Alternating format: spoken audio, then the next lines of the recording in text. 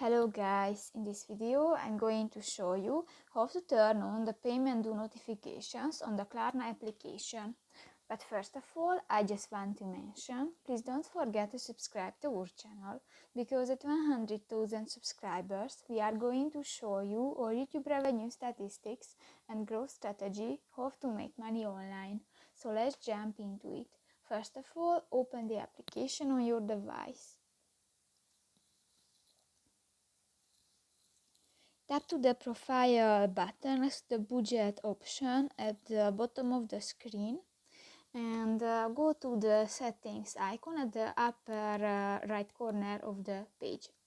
And in the general section you can find the second option, the notifications, and here you can find the purchase and payments section, and go to the first option, the payment due, and if you want to enable, just click to the next white circle and done.